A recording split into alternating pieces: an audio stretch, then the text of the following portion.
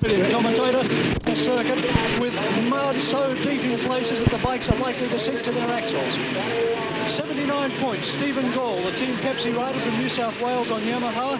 Anthony Gunter, twice Mr. Motocross, beside him on the grid on the Team Pepsi Suzuki on 65 points. Then the Super Swede Pelle Granquist on the Husqvarna on 59 points. There's Gall, number 2. Granquist, 78. From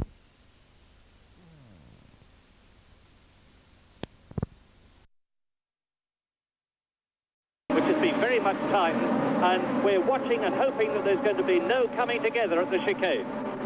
Yes, well, a very good clean start. We do have a bit of a question mark over Alain Prost's car. He had trouble in the warm-up with a misfire, and there is no... Fighting for the lead with Stephen Gall on the inside. Pelle Granquist in between them. It's Gall. Gall into first position. Round the first corner, Kentucky Fried Corner. Behind him, Pelle Granquist, and in third position, Trevor Flood, the Victorian. As they come round now, Gall looking very stable as he comes out, followed by Grankvist. The track has dried out a little bit. Then comes Flood, followed then by Pengelly, and a whole host of them sorting themselves out in these early stages. But it was Stephen Gall who had that jump. Grankvist almost takes a fall. Stephen Gall riding much more stable, but Grankvist right in behind him there. It's a long way to go and anything can happen in this muddy circuit. Down they go. Grankvist far more suited to these conditions, and there are just some of the riders bogged already. No way that the Australian riders, or the lesser of the Australian riders, can handle these sort of conditions. But look at young Stephen Gall, only 20 years of age, trying so hard to stay ahead of the Super Swede, Pelle Granquist. Granquist is rated 10th in Swedish competition. He was born and bred in these sort of conditions, and he just understands mud conditions so well. Stephen Gall, in the meantime, has got to learn mud conditions today, and he's learning them from the front. Stephen Gall out into the lead, and Gall has that very enviable position that he's got clear goggles and a clear vision. Those behind him have got the troubles getting through the mud.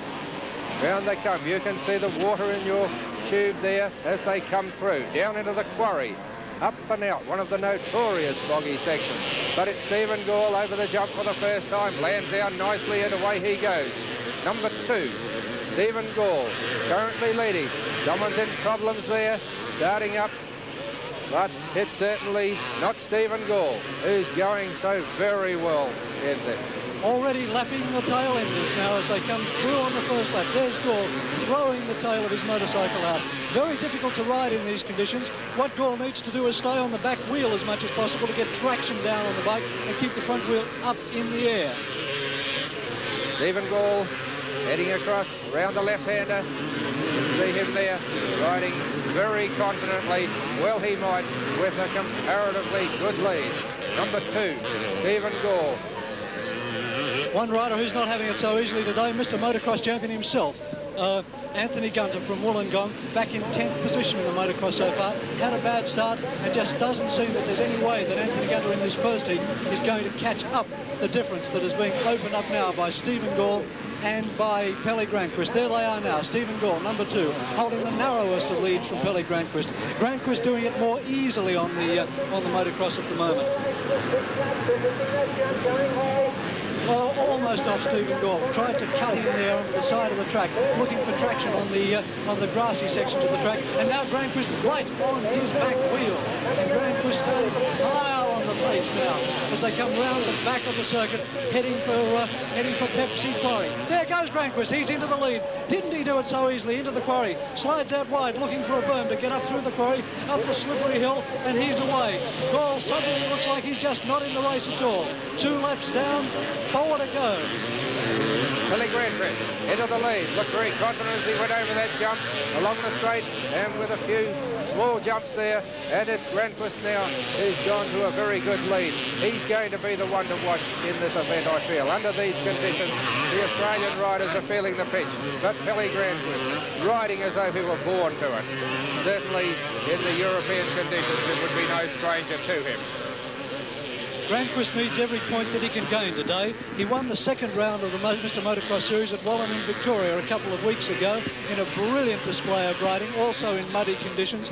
And he came from 8th position in the Mr. Motocross after round 1 into 3rd position at the end of round 2. He's on 59 points, 20 behind Stephen Gall. So every point that Pelle Granquist can pick up today is a point towards winning the 1978 Pepsi Golden Breed Mr. Motocross contest.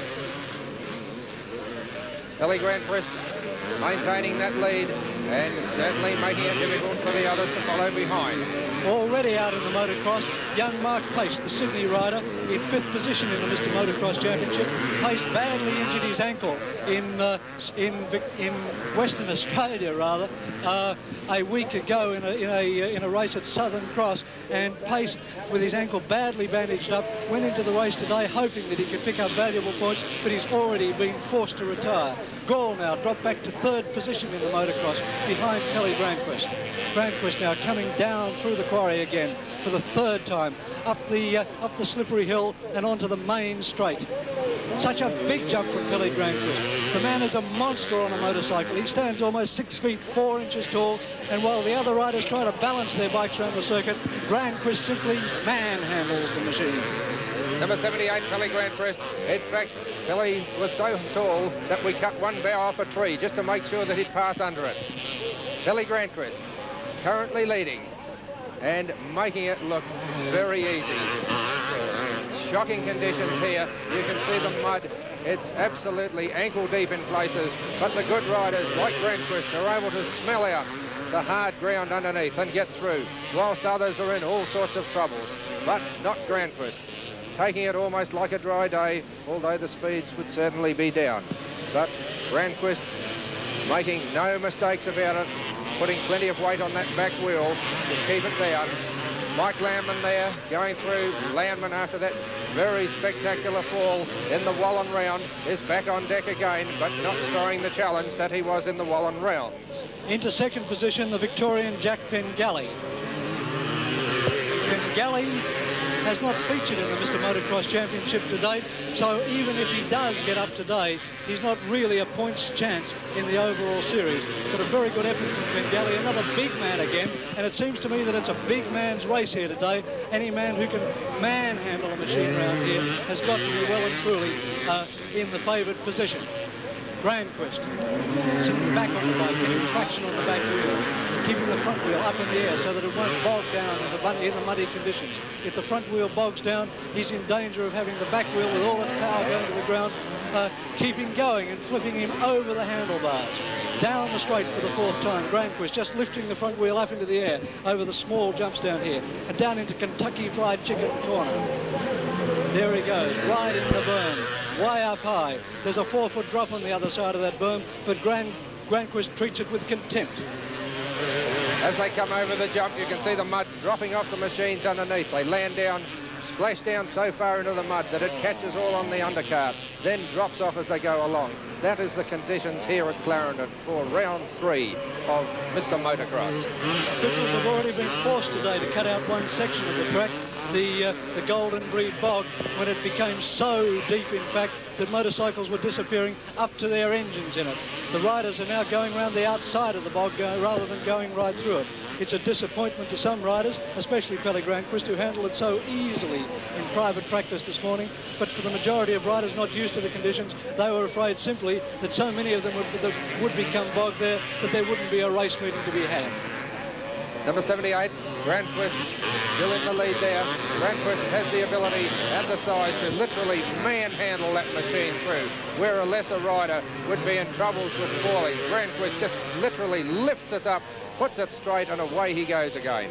Mr. Motocross, Anthony Gunter moving up through the field, now into 5th position in the motocross, while Grankvist still rides on his winning way, trying to find a way through a slower rider there, and there he does, cutting in on the inside of the apex and then sweeping out wide, pouring the power on that big 400cc Husqvarna of his. Grankvist moves forward in the saddle, seeking traction around the Pepsi quarry, and then up the hill again, coming up to the last lap. There's the blue flag out to tell Grankvist 1 lap to go. Just 2 miles to ride around this twisting Clarendon circuit in South Australia. Well, this has been Pelle Granquist all the way for this lap. He certainly made no bones about it. Got out to a good lead early when he got the jump away from Gall and has never looked like being headed since. New Zealand rider Gary Whittaker then pushing his bike away. No way in the wide world that Whittaker can handle these conditions. Well, many of the riders today would be in a lot of trouble. It's survival of the fittest, and it's just another indication that he who takes out Mr. Motocross will be Mr. Motocross in Australia. Grankvist there, you can see how he gets down over the back wheel, getting the power down, keeping the front wheel up, dabs that apex. He's such a consistent rider. He rides almost exactly the same line on every lap, and that's despite mud, bumps, and underneath this mud there's a hard rock base, which again is very, very difficult for the riders to manage. Sometimes they do find the rock base and it can really throw them, but Grankvist handling so easily. There's Stephen Gall back in third position, taking it far more easily now. Gall realising at this stage, it's so close to the final flag, there's no point in overdoing things, and prepared to settle it out for this leg, waiting for the next leg. And it's all Pelle Granquist, number 78. Granquist going around the outside of riders. Makes no difference, inside or outside, he just seems to go through whatever way. A third of a lap to go. Grankvist coming round now, round the Pepsi quarry for the first time. He's only got just a few hundred yards to go, a few hundred metres, the last jump, and here comes Grankvist. There's the checkered flag for Pelle Granquist, winner of the first round of Pepsi Golden Breed Mr. Motocross at Clarendon in South Australia.